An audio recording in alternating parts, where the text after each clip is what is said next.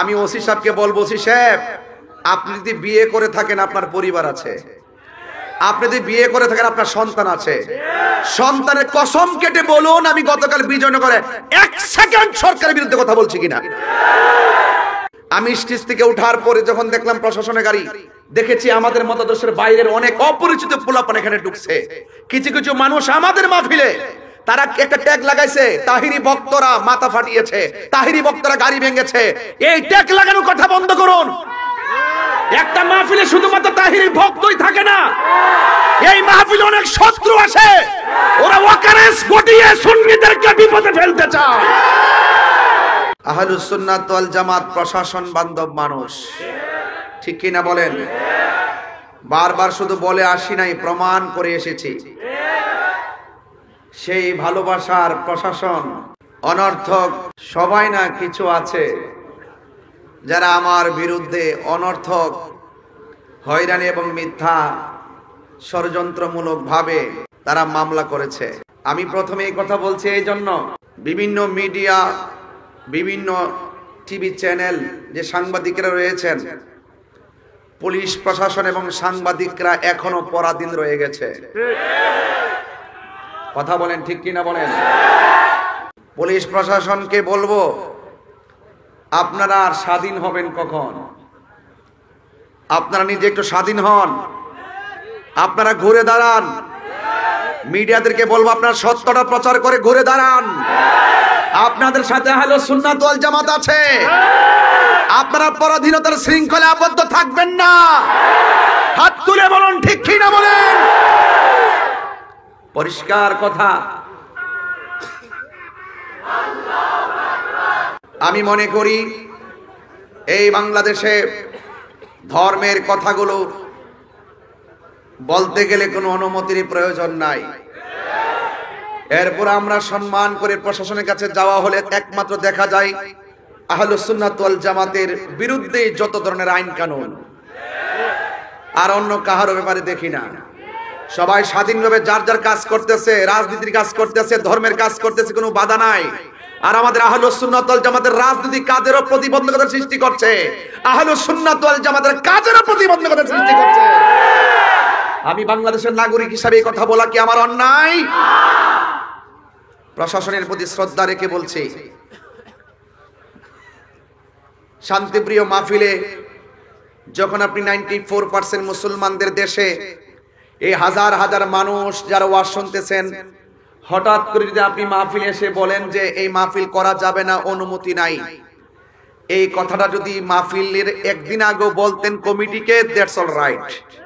যখন আপনি হাজার হাজার লোকের সামনে এসে এই কথা বলে অনুমতির দোহাই দিয়ে মাহফিলটা বন্ধ করার কথা বলবেন, সেখানে হাজার হাজার মানুষ আপনার বিপরীতে চলে যাওয়াটা স্বাভাবিক।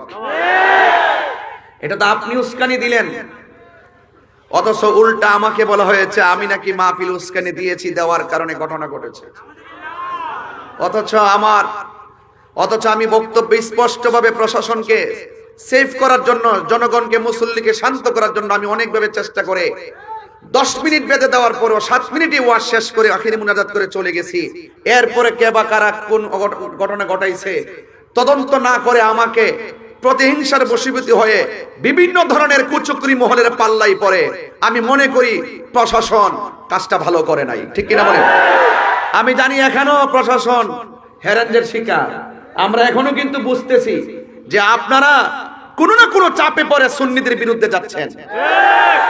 সুন্নিদের বিরুদ্ধে গেলে সুবিধা হবে না, কারণ এই সুন্নিরা দেশের শান্তির লক্ষ্যে বারবার প্রমাণ দিয়েছে, ধর্মের সম্প্রীতির লক্ষ্যে বারবার প্রমাণ দিয়েছে।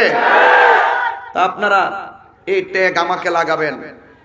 গতকাল এক মাহফিলে গেলাম, আবার আজকে নতুন খবর এখানে ওঠার আগে মাহফিলে গিয়েছি, 1.5 ঘন্টা সুন্দরভাবে আলোচনা করে ক্যাম্প করেছি, মুনাজাত করেছি, ঘরে গিয়েছি, খাওয়া দাওয়া করেছি। প্রশাসন আমার কাছে আসছেন প্রায় 40-50 জন। আসার পরে বলছেন যে হুজুর আমরা আপনার সেফটির জন্য আসছি। আমি বললাম যে আপনি যে সেফটির জন্য আসছেন, এখন পাবলিক তো মনে করতেছে আমাকে গ্রেফতার করতে আসছেন। এখন আমি তো বড় মুসিবতের মধ্যে পড়ছি।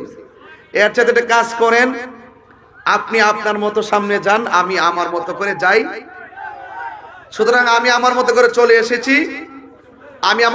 এসেছি, আমি আজকে শুনলাম আমাদের বিজয়নগর থানার ওসি মহোদয় সুন্দর করে বক্তব্য দিতেছে, তাহিরি ওয়াজের ভিতরে সরকার বিরোধী কথা বলছে, রাষ্ট্রদ্রোহী কথা বলছে।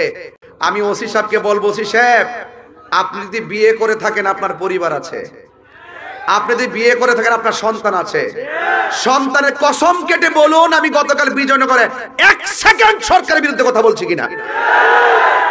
অনর্থক এইভাবে মিথ্যা বলে বলে আমাদেরকে এটার ভিতরে 1 নম্বর আসামি আমাকে বানাইলেন। আজকে এই কাজ করলেন, কয় আমার ওনাদের গাড়ি ভাঙছে। ওনার গাড়ি কে ভাঙছে আমি কি জানি। আমি একবার বলছি যে হাজার হাজার লোকের মাঝে যখন আপনি এসে বাধা দিবেন বা সন্দেহ তৈরি করবেন, এখানে অনেক ধরনের কাজ হয়ে যেতে পারে। কিন্তু আমি আরেকটা জিনিস আজকে ফলো করেছি, গতকাল মাহফিলে ফলো করেছি। আমি স্টেজ থেকে ওঠার পরে যখন দেখলাম প্রশাসনের গাড়ি, দেখেছি আমাদের মতাদর্শের বাইরের অনেক অপরিচিত পোলাপান এখানে ঢুকছে। কিছু কিছু মানুষ আমাদের মাহফিলে তারা একটা ট্যাগ লাগাইছে, তাহিরি ভক্তরা মাথা ফাটিয়েছে, তাহিরি ভক্তরা গাড়ি ভেঙেছে।